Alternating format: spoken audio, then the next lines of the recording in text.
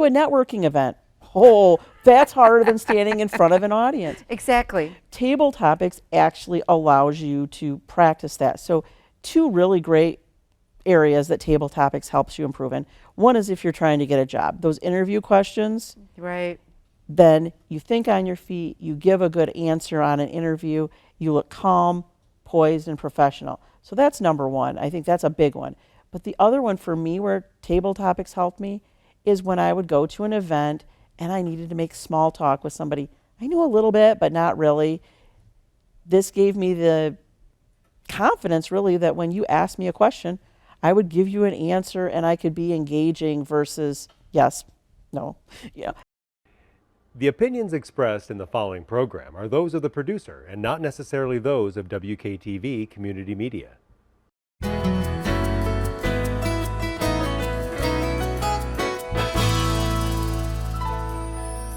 Hello, West Michigan. This is Grand Tap Media Business TV. My name is Pamela Keim, your host. The spirit of the show is to introduce West Michigan to all the businesses, nonprofits, individuals that can help us thrive in our lives. Well, we are back in WKTV Studio in the city of Wyoming. This is our 6th season. I cannot believe it, but we've been here for about 4 years and we love it. If you don't know anything about WKTV, just give Tom or anybody here that picks up the phone and tell them you'd like to come and check it out. It's a beautiful studio and it's here for us in our community. Well, my very first guest is somebody that I've wanted on my show, and she is going to share a platform or a nonprofit that a mission that can help us grow. And I know over the years I would not be here today if it wasn't for this organization. And I am excited to have on my first show Amy Morad, who is going to share Toastmasters International with West Michigan, and she is going to share how joining this organization and changing your life, that's how you will find success. So I want to welcome to the show Amy Morad. Thank you for being here today. Thank you, Pamela. I'm excited to be here. Well, I can't think of anybody else I'd love to have on my show because you have something exciting that's happening in April, and that's why I wanted you to be on my show. But I want you to share for those in West Michigan that doesn't know anything about Toastmasters, which is now celebrating their 100th anniversary this year, but what it's all about and how it changed your life and how it can change people out there that is looking and they say to themselves, I know there's more to me than I want to share with people. There's more, better communications I want to. I know I can become more than I believe other people look at me today. So who is Amy Morad and how did this Toastmasters change your life? Wow, Pamela, thank you. I joined Toastmasters about 16 years ago. So, oh my goodness, okay. Yes, 2008. When I joined, I was an individual contributor at my job at work. And one of the things that really stressed me out a lot was I was involved in a lot of high-level projects. I did a lot of the intellectual work, the hard work behind the scenes. But when it went to promote my work or get involved, speak about it in meetings, I was scared to. I shut down. I used my crutch words, my filler words, and pauses throughout, and I didn't sound as professional and as intelligent as many people knew me to be. Right. Don't you think that that's what happens? I don't want to interject, but I know your story because I heard it.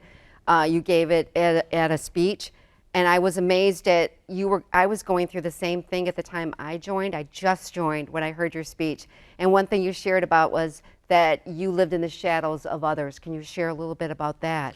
Absolutely. I think one of the things that a lot of people notice when they first join Toastmasters, like yourself, is you see people that have been practicing in Toastmasters, and that's the key, the practice. When you're practicing in Toastmasters, you get the opportunity to try something new, speak in front of a group, and then it's not so hard when you get the chance to do it at work. And so you saw me, I was probably a little more polished than I was when I started. At least I hope I was, but a little more polished. And that is really that first step of seeing somebody at a meeting or a conference like that and saying, wow, how did they do that? How do we do that? Okay, for my audience here, what is Toastmasters? We jumped over that one, but we want to share that for sure with people are like, because how did you even hear about it? Absolutely. So in the simplest terms, Toastmasters is a speaking and leadership organization, really a communication and leadership organization. And to be a good leader, you need to be a good communicator. And that's why the two go hand in hand. I first learned about Toastmasters at my job. They were looking to start a new Toastmasters club there. Many Toastmasters clubs start at organizations.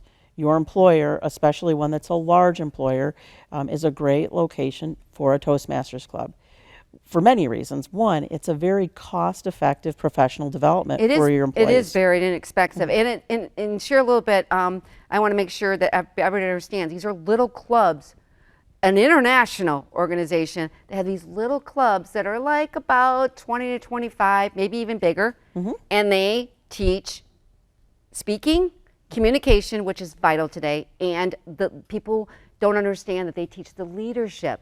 And I know I've seen you as a leader, and I wanted those skills too. Okay, so let's start with your company decided they want their leaders or all of their employees, right? The opportunity to develop a way to communicate, because that makes a better company if you're able to say things without saying it. I guess the whole problem today is people get so frustrated because they don't know how to communicate, and then you have these little, blow-ups, and people get, and you're like, you could have said that nicer. I'm like, well, I'm just upset, right? Okay, so talk about what your company was trying to do.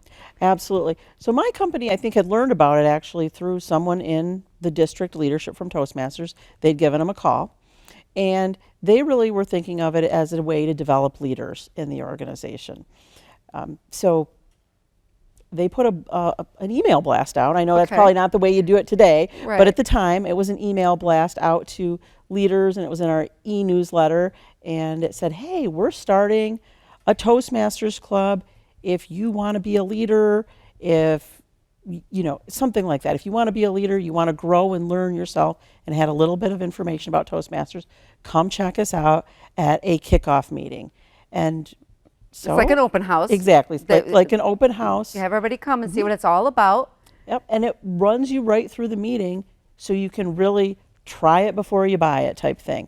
And you get to see how it works. You get to try a role maybe even in that kickoff meeting. So share a little bit about that, because that's one thing people don't. It's the leadership part of Toastmasters that gets missed sometimes when people open up and say, oh, all you see is people public speaking. But to run a very good meeting, and all meetings, are probably 1 hour. And Toastmasters have trains you how to run a meeting with an agenda. Yes. Right? So share a little bit about the importance of that, because you work in the corporate world. Oh, absolutely. After being in Toastmasters for a few years, one of my biggest pet peeves is a meeting that somebody sends to me without a purpose, without an agenda. I like to be prepared. So if I go to a meeting without an agenda, without even a topic to discuss, I'm a little leery of even accepting the meeting. We're all in too many meetings now. But the one thing that Toastmasters does do is like, okay, you are going to put this meeting out. You should have an agenda, the rules, and when it's going to start and when it's going to end. Absolutely. And that's another challenge of many meetings. With so many busy people, I get a lot of 30-minute meetings on my calendar, and we have way more to discuss than what you can cover in 30 minutes. Well, with a Toastmasters meeting, we have a typical agenda that we follow, where you have a Toastmaster who makes sure that the meeting flows well and smoothly. You actually have a timer that holds up the timing cards and lets you know when you've hit your minimum or your maximum time. And then each person's role is very well defined. Right. So we know how long it's going to take, or how long it should take, and we also get a subtle clue by those timing cards to know, hey, you kind of should stop talking, Amy. Wrap this up. Somebody's in the back room, really? And most people only can hear so much, and then they're glossed over, and you're like, there's a lot of people sitting there. Yeah, I can tell people are bored. They're not listening to me. You may be saying it, and people are just like kind of perplexed on where you're going because you're jumping. That's what Toastmasters taught me, is stop jumping to get to what you want, people to go to. Does that make sense? Oh, it absolutely does. And Pamela, I wouldn't have thought it at the start, but one of my favorite things about Toastmasters now is the speech evaluations that we get. We not only evaluate each speaker, but we evaluate the meeting as a whole. Every day, every meeting we have, how could we do better? And that's how you probably learned that you jumped around. Right. When somebody said that, Pamela, I had trouble following your speech. Right. And that was the feedback that you took to help yourself get more organized. I had feedback, well, your speech was a little too technical. All that accounting mumbo jumbo, went right over my head. It would have been easier with a PowerPoint. The PowerPoint was too much. You get that feedback, and then it turns out to be a nice learning lab to try something. Because then as time went on for me in Toastmasters, and you probably did this too, Pamela, is that you wanted to practice something, right? Right. So you take it to your Toastmasters meeting, and you know and you trust your fellow members there to give you honest feedback to really make it better. And I've done that multiple times, and when I've presented that presentation, whether it be at work or a community event afterwards, wow is the reaction I get, because I've had that feedback and I've built it up and done better. Well, with Toastmasters, we have an agenda that's handed out the moment you go into the meeting, and these are these roles that are filled with the members that are there, correct? Right. Now, can you share a little bit on some of these roles that we talk about? You do have a speaker, you do have officers that you filled those people. That's your leadership part. And then also you have evaluators, which everything in Toastmasters, I will tell you, gets evaluated from the moment you start speaking. Right. And now share a little bit when people are looking at me and they know why some people are more effective with their with their speaking than people are just like, oh my gosh, they could have had a great idea. And when you go to Toastmasters and you present that, they're like, okay, you have a great idea, but you're not doing it right. So the evaluator helps you. But it's all not negative. Okay, can you share that process? Because it's a safe place for you to do. We want you to feel safe. But share a little bit about how was your first experience? Yeah. My first speech experience in Toastmasters, I still remember it. I stood behind a lectern, and I'm pretty sure I was gripping the lectern. My knees were shaking. Thankfully, I was behind the lectern, so nobody saw that. And I maxed out on the ums. One of the things that we do in Toastmasters is count those filler words, whether it's pauses, ums, ohs, so's. And buts, right. Yeah. Whatever it is, you know what I mean? I lots of stuff. People do those things. And why do they do those things? Because they're not, they can't take the pause, right? It bothers them to pause. Yes, nervous, quiet. Maybe they're not remembering what to say next. It could be a lot of things. Maybe they don't even know that they're doing it. And that's really the first, see, I did an and, right? That's the first thing to improving something is know what you have to be to improve, that awareness. My evaluator on my first speech told me I was organized. He told me I had good humor. Who would have thought? Well, at the time, I certainly didn't. Okay. But I didn't think I did. But that was one of the things. So I was like, And I think I also, if I remember right, he said, I wove a good story. And I've been able to incorporate that as well as I've moved on. That's one of the things that I've learned from Toastmasters is sometimes it's not just the facts of the who, what, why, when, and where, and how, but what's in it for me, or how would I feel in that situation. So just sharing a brief, how did that impact me, or how did I feel in that situation, is sometimes what it really takes for you to connect with your audience. And so that was some of the feedback I got right away in Toastmasters. And it was all positive. I had a couple of opportunities to improve, but they were not negative in any means. And I signed up to do my second speech. I had the same thing. I did my first speech. It's basically, we all know, we'll just share with you, it's an icebreaker speech. You just talk about yourself, what you know about. And then they have a great program. We want to go all the details here. So Toastmasters has set up a program for you to succeed. And you go in and you pick that path you want to go. And I want you to share, once you started learning the skills from Toastmasters. What else started happening in your life that you could share with us? Because that's what people want to take that skill, take it to their family, take it to, maybe they're on a board, maybe they want to run for school. But you understand? Absolutely. Leadership, church. I always say church too, or just your spouse. What happened when you started to build the skills that Toastmasters, taught you? Absolutely. Well, the first thing I noticed at work, I would be in meetings and I would be more comfortable speaking in those meetings, whether it was an impromptu where, just like you're doing now, asking me a question, I was able to answer it. I didn't get nervous, I didn't get angry or defensive, I just answered the question, which was great. And I think I was in about a year and a half, and I got a leadership opportunity. I was promoted to a manager position. So that was one of my first things I noticed at work that was really concrete, was that. Shortly after that, I started getting contacts and communications with people in other Toastmasters clubs than my own.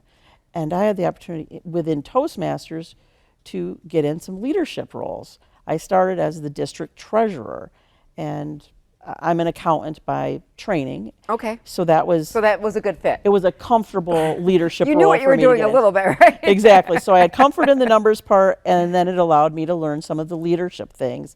And then I got some mentors in Toastmasters, and those mentors really then, they took me along with them. Right. So I got to experience a lot of things that they were doing in their Toastmasters leadership roles. I learned so much more about the Toastmasters organization. So I continued to get more leadership opportunities in Toastmasters after that initial one. Well, you and you've been in it longer than I have, but I've been in it since 2014, and I started kind of slow. A lot of people do. They get really nervous. I even quit and came back. I will tell you that because of my fear and getting up there, and I was the type that would get the tight throat. I talk rather fast. I'm not like, I would like to improve on it, but that's just part of my personality. I can go fast. And that was always the feedback I got, if you could just slow it down. So I am slowed it down a lot. It's not that I don't still do it. You still might have fear, but they give you the coping skills to get up there and overcome that fear. You experience that too, to this day. Absolutely. And I think you hit on another key point. It is self-paced. I went through, I think I put myself to, I was going to try and do one speech a month in my Toastmasters club. And I stuck with that most of the time. But then there were times when life got really busy, something came up where I fell back, and that was okay. I just kept going to my meetings. I kept doing a little bit as time allowed for me. And just like you, when you said you started and you're like, and you step back, well, that's okay, because that pace obviously had worked for you. Yeah. And that's... Well, this is my success, ladies. Exactly. To everyone out there, I would not be here today if it wasn't for Toastmasters. And one of the things that you and I know, that you have to get up there and stand at the lectern. Even if you want to just stand up there and just give your name and just do that, it's called, or you could have the opportunity, share real quickly, that you don't have to do a speech, it's a thing called a table topics. Absolutely. You think on your feet. Can you share a little bit how that can change people's lives? Yes, that's huge, because one of the other things for me, not only was I nervous speaking in a group, like a public speaking setting, but people would say, oh, if you want to grow and get promoted professionally, go do a networking event. Oh, that's harder than standing in front of an audience. Exactly. Table topics actually allows you to practice that. So two really great areas that table topics helps you improve in. One is if you're trying to get a job. Those interview questions. Right. Then you think on your feet, you give a good answer on an interview, you look calm, poised, and professional. So that's number one. I think that's a big one. But the other one for me where table topics helped me is when I would go to an event and I needed to make small talk with somebody. I knew a little bit, but not really. This gave me the confidence, really, that when you asked me a question, I would give you an answer and I could be engaging versus yes, no, and we could have a conversation versus you are bored within a couple seconds in walking away from me. Exactly. You want people to be able to be your employees, your leadership team, be an effective communicator. You might have been called on to give an elevator speech. We've all been to those events. So what do you do, Amy? And you're able to share that calmly instead of, you're like, there's a lot of people that just get nervous and they just go off the tangent. What we try to do is Toastmasters brings you in Right. and say, these are the things. And you can even do your elevator speech at your Toastmasters club. Absolutely. And you've experienced that. All right, so let's talk about, you've had the success in Toastmasters, you've been a leader at Toastmasters. For a company out there that's looking, maybe that would be good for us. What are the things that can you share with these companies out here that you should be looking in the Toastmasters, because communication is key to getting out your products and communicating within your own industry so that you can get along, that you can listen and hear people out. That's what people complain about. Nobody listens to me, right? And you might experience that yourself. How do you get people to listen to you? That's a challenge now, because I'm a mom, and sometimes with a 7-year-old daughter, well, probably any age of your children, it's still a challenge to get them to listen. But Toastmasters also helps with that. One of the things that I like about Toastmasters, they have a promotional flyer. They call it Features, Benefits, and Values. And one of the things that, Pam, we've been talking about just now are the features of the Toastmaster meeting. But there's benefits to us as individuals, the confidence, the ability to speak in front of others, give effective feedback. You build your listening skills when you have to prepare an evaluation for another Toastmaster. But then what really we're thinking about here is the values to a company or an organization for bringing in a Toastmasters club. And so those skills we learn in Toastmasters, they help with conflict management. They help with giving feedback to your direct reports to help them learn and grow. Maybe they're on a performance improvement plan, or maybe you want to mentor somebody for that next generation. That skill that you develop in Toastmasters helps there. Yeah, tech. People don't learn that today, or they wait till they blow up, and you might have some you might see some struggles with communication with your team right now. I'm looking out to the audience, and Toastmasters might be the answer to help give them the skills to communicate. Maybe that wasn't a good way to say that. You're like, well, how else could I have said it? Right. Well, you might want to start out being nice for Exactly. You could try it another way. It might be how we would start it in Toastmasters. As said. You can find a lot of information about Toastmasters at www.toastmasters.org. If you're looking to test out a club, there is a link right there that says Find a Club. And if you click on the Find a Club link, you can type in your location or your zip code, and it will find a club near you. And there's a lot of resources out there about why you as an individual might benefit from Toastmasters, the different skills that you can develop: leadership, planning, listening, feedback, mentoring, coaching. All of these are skills that you think about probably when you think about a great leader or a great teammate. So you can research those out there. Yeah, I was going to say, it will change your life. You experience it. If you want to pay for it as a company, send them to some of your leaders to a Toastmaster club. If you don't want to start it, there's great opportunity there. You just follow up and making sure that they are doing the steps, because it will change their life. Now the big thing comes. This is the one I love. The whole thing of networking. You're going to share with us what you have going on, that because we have the Toastmasters District 62, that's just pretty much all of Michigan. Correct. And you're having your yearly event. And this is the thing that people don't understand. This is a great networking, and seeing some really good speakers, really good leaders come all together, and that energy in the room. So you have that coming up in April, and can you share, more about that for our audience? One of the benefits of being part of Toastmasters. Absolutely. So one of the huge benefits is our annual conference, and this year's annual conference is on April 27th, 2024, and we are in Kalamazoo, Michigan, at the Air Zoo. Yeah, it's exciting, right? I know. I'm looking forward to it. Yeah. Our theme for the conference is where leadership takes flight. And really, as Pamela, you mentioned, it is a great networking opportunity. So we will have Toastmasters from all over Michigan at this event. We have clubs as far north as Traverse City, as far south as Niles, and all the way east to Port Huron. Okay. So we'll have Toastmasters from all over Michigan there, and you can network with them. Toastmasters are not just one profession, they're many. Yes. So you can meet new people from any profession of interest. We do a few things at this event. One is our international speech competition, where Toastmasters will be judged and will select the best prepared speech, and they will take that on the road to the international convention, which is in August of 2024, where Toastmasters is celebrating their 100th year.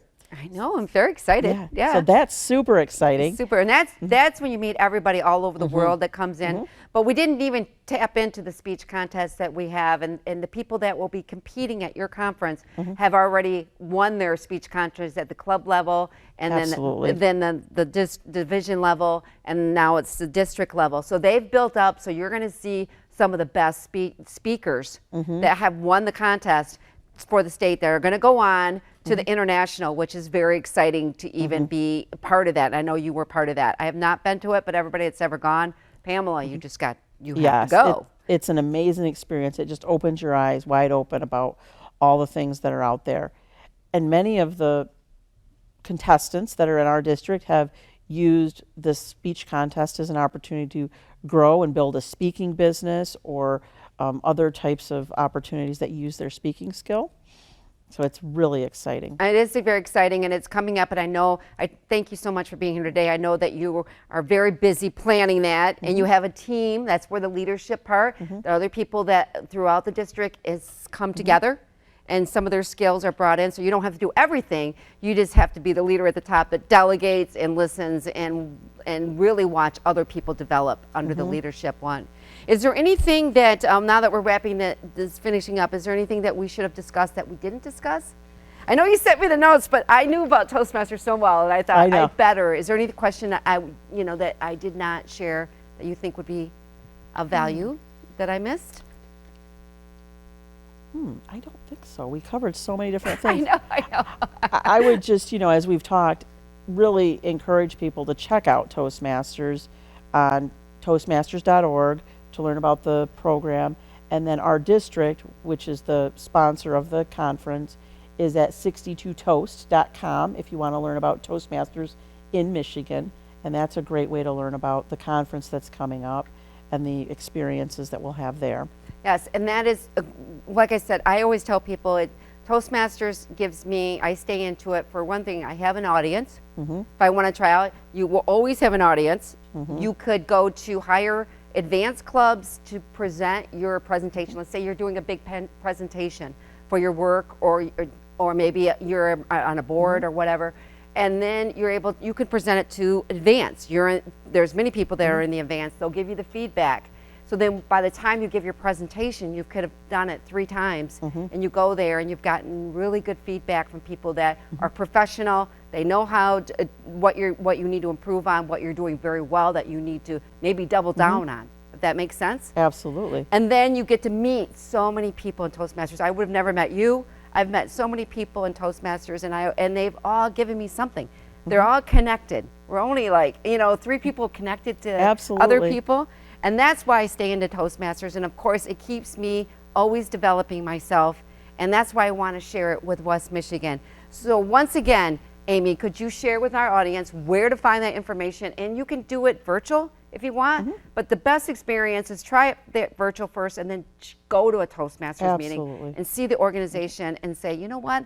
Give it 6 months, because the cost is as low as, was it $60? $60 for a 6-month membership. A membership, well worth it. My husband that was in leadership told me that's like the best money that he's seen me, and he's been with me for, since 2014. So he has seen me develop through Toastmasters. So where can they find, once again? Absolutely. www.toastmasters.org. 62toast.com will help you learn about Toastmasters in West Michigan. And if you want to reach out to me, I'm on LinkedIn, Amy Moored, Moored.